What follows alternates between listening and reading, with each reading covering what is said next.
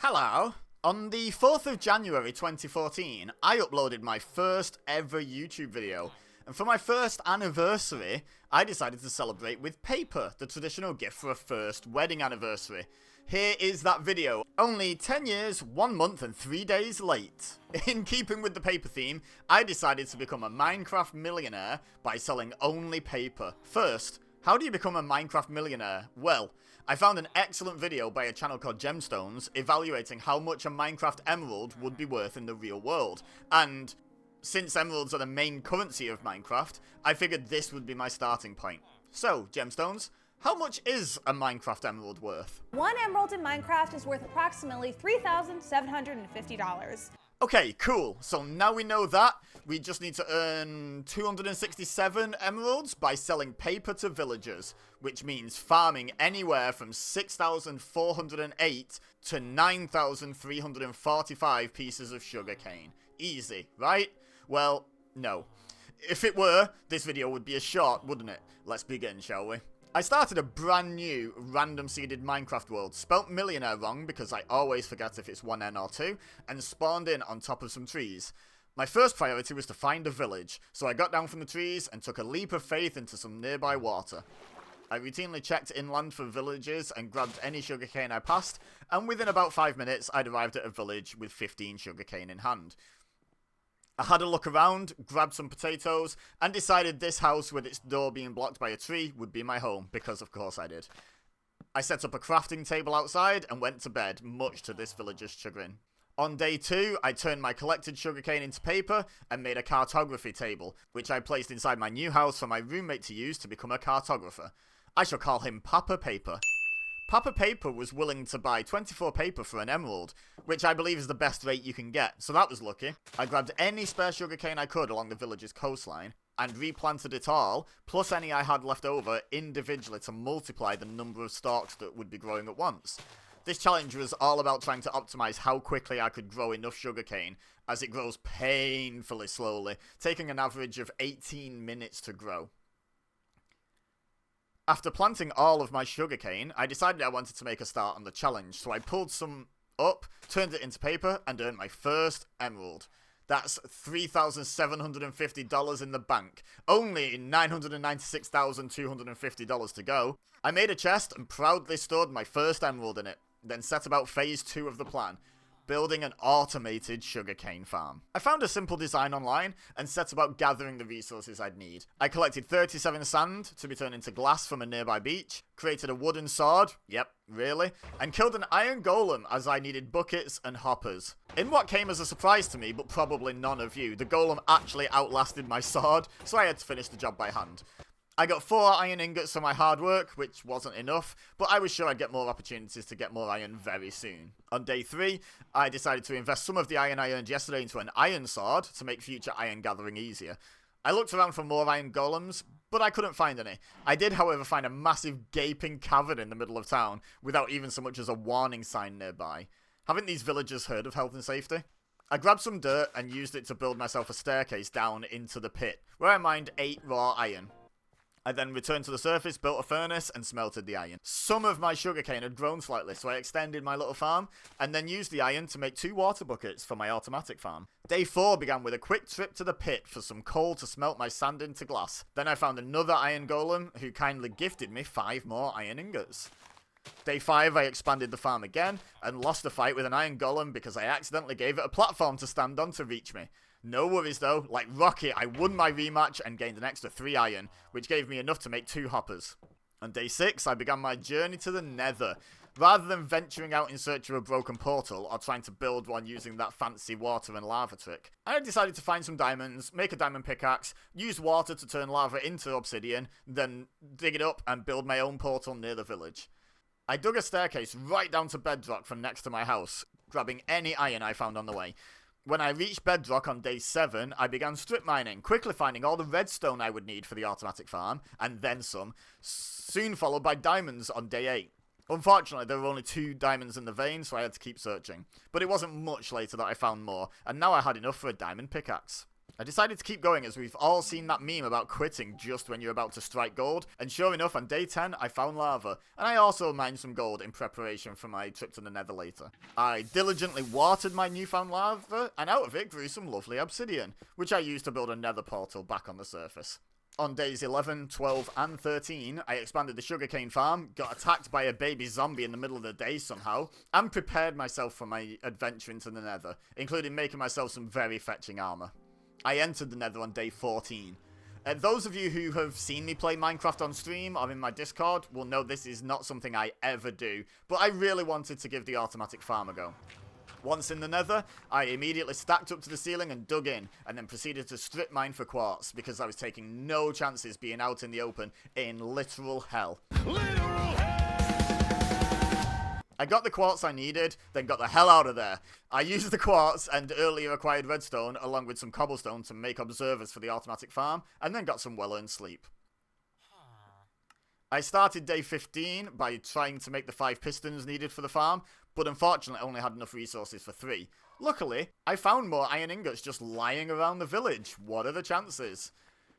I made the remaining pistons, expanded the farm a bit more, made a couple of chests as I knew I'd need at least a double chest to catch all the sugarcane this automatic farm would produce, and headed to bed, knowing I had a big learning day ahead of me tomorrow. On day 16, I did it! I built my first ever fully automated farm in Minecraft. Are you proud of me? I know, it's a very simple auto farm, but it's still an auto farm. Look at it! Papa Paper was proud enough to give me 2 emeralds for the low price of 48 paper. That's 3 emeralds now, or $11,250. Only 988,750 to go. Don't worry, I'm not going to do that every time. I ended the day with a bit more manual farm expansion and went on a short adventure to look at whatever the hell is going on here. On day 18, I made myself some shears, found a few sheep to relieve of their wool, and used that wool to make a bed. Why would I make a bed when I have a perfectly good bed at home? Well, dear viewer, I had the smart idea to build a wall around my farm and house to keep both me and Papa Paper safe, because I'd be devastated if anything would happen to him. That's called foreshadowing.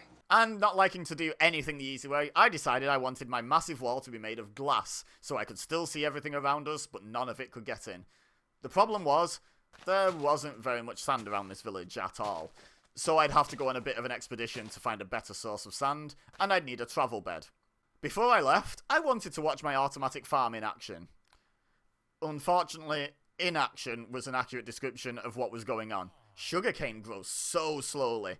Why did first anniversaries have to be celebrated with paper? Why couldn't it be sticks? Do you realise how easy this challenge would be with sticks? Also, there's some really cool sticks. I'd love to get a really great stick as an anniversary present. Oh my god, did you see that? It works! On day 19, I expanded the manual farm, made a boat, and set off in search of sand.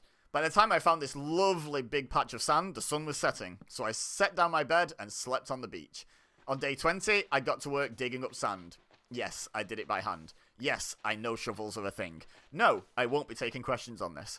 I also found some bonus sugarcane, which I grabbed, farmed while I dug up all the sand, and took home as a souvenir. 3 whole days later, I left for home, the beach looking decidedly flatter than when I arrived, and with 11 pieces of sugarcane and 1,821 blocks of sand in my pocket somehow. I planted my newly acquired sugarcane and went to bed.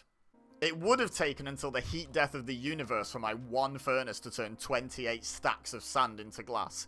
So on day 24, I made 8 more furnaces and put them in a pretty pattern. Then began Operation, Glass. I needed a renewable source of fuel for all my furnaces, so I planted a forest of oak trees in the little area next to the village, right next to my furnace sculpture, nether portal, and automatic sugarcane farm. With such a ridiculous collection of things all next to each other, it was finally beginning to feel like one of my Minecraft worlds. On day 25, I continued to expand my forest and smelt sand into glass, and traded 48 more paper for another 2 emeralds, taking my total to 5, worth $18,750. I also moved my original furnace into the middle hole of my furnace structure, making a lovely 3x3 grid of smelty goodness. Day 26 saw more of the same, except I actually grabbed 3 more emeralds, taking my total to 8. Days 27 and 28 featured more forestation, including this beautiful tree, and smelting.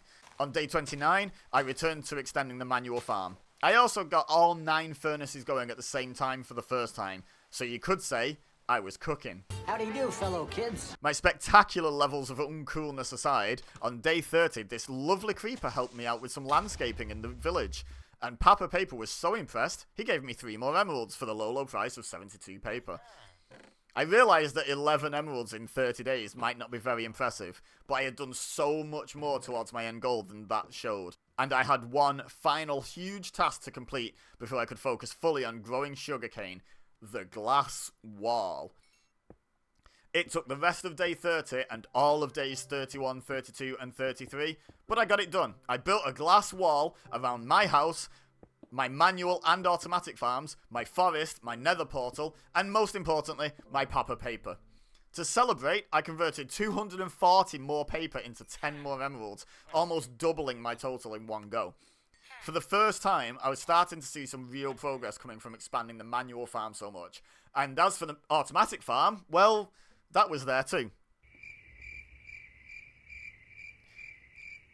On day 34, I started to terraform my base, removing some unnecessary dirt mounds to make it easier to access all of my manual sugarcane farm. This took the whole day, but it was worth it, as it looked a lot better, and I could more easily access all of my sugarcane. So I rewarded myself with 2 more emeralds from Papa Paper. On day 35, I celebrated my new traversable space by planting more sugarcane. And with that, I had officially run out of suitable dirt or sand blocks on which I could plant sugarcane. So I made the only logical decision I could in this situation. It was time to place all that dirt I dug up while terraforming so I could plant more sugarcane. This took the remainder of day 35 and most of day 36. I say most of day 36 because I did find a random catto in my base and spent some time chasing it around with some salmon, hoping we would become best friends, but we didn't. I hunted some more salmon to tame the cat, but I never saw it again. At the end of day 36, disaster struck, as I found out pillagers had spawned inside the glass wall. I urged Papa Paper to get inside and out of their way and hid inside one of the bonus houses I had adversely possessed by building a wall around. When I woke on day 37, there was no sign of the pillagers, but there was no sign of Papa Paper either. My worst fears were confirmed when I let another villager inside the wall and he immediately used the cartography table to become a cartographer. Rest in peace, Papa Paper, you will be missed. I decided to call my new best friend Peter Paper, and I really hope this one doesn't die as I'm running out of silly paper-based names. I realised that although I couldn't really stop pillagers from spawning inside the wall, I should definitely light the whole place up to prevent other hostile mobs from endangering Peter, myself, and this cow. I also decided to welcome Peter by trading paper for emeralds from him. Luckily, his trade rate was the same as Papa Paper's, so I was able to get 9 emeralds from him, bringing my total to 30. That's $75,000 worth in 37 days. I thought my progress had been slow, but if I can earn 75k in just over a month, I can't be doing too bad. As I was harvesting sugarcane on day 38, I spotted something truly troubling. The pillagers were still around, and they were after Peter! I rushed to Peter's aid, killed the pillagers, and found Peter unharmed. I lit up even more of the base and got back to work expanding the manual farm, which took the remainder of day 38 and 39. On day 40, I acquired 5 more emeralds, harvested some more sugarcane, and traded it for 5 more, bringing my total to 40 emeralds in 40 days. That's $150,000 in 40 days. I need to buy some sugarcane seeds in real life, am I right? I then settled into a routine of harvesting sugarcane, placing more dirt, planting sugarcane, and turning the excess into paper to trade with Peter for emeralds, until I ran out of dirt. So I did more terraforming on day 42, then returned to the routine. Harvest, place, plant, trade, sleep, repeat. Harvest, place, plant, trade, sleep, repeat. Harvest, place, plant, trade, sleep, repeat. On day 47, I realised I was now struggling to keep up with the harvesting part of that routine, as there was just so much sugarcane growing in my base. So I decided to stop placing any more dirt or planting any more sugarcane. So the routine became harvest, trade, sleep, repeat. And I wasn't the only one struggling to keep up with all the sugarcane, as for the first time this video, I received the dreaded red X of doom over my paper trade on day 48. Enter Paul. What a ridiculous name for a cartographer. Paul! Now, you may get upset and say that trading with Paul would be robbing Peter to pay Paul, and to that I say, well, it seems Peter agrees. I never actually saw Peter again after bringing Paul in, but I also never saw any hostile mobs that could have done him harm, nor was there any way for him to leave the glass enclosure. I can only assume that the rapture happened, and while neither Paul nor I were pure enough to be saved, Peter was. Peter didn't abandon me without providing a suitable replacement though, as Pepper soon showed up. I was so grateful that Peter Paper picked replacement Pepper Paper. With 2 cartographers and a cajillion sugarcane stalks, I made rapid progress towards my goal over the next week, making my final trades on day 55 for a total of 267 emeralds, worth $1,001,250. And with that, the challenge was over. 55 days, 11 real-life hours, 897 individual stalks of sugarcane, and 4 villagers later, I was a Minecraft millionaire exclusively by selling paper. I couldn't have done this without my wonderful paper family, Papa Paper, rest in peace, Peter Paper, peace be upon him, Paul Paper, and Pepper Paper. Leave a comment below showing respect for these 4 wonderful cartographers, as well as letting me know what other silly Minecraft challenges you'd like to see me tackle next. Please also leave a like if you enjoyed this video, and subscribe so you won't miss any future uploads. But for now, all I have left to say is thank you very much for watching. As always, I've been EBEZA, you've been amazing, and I will see you next time.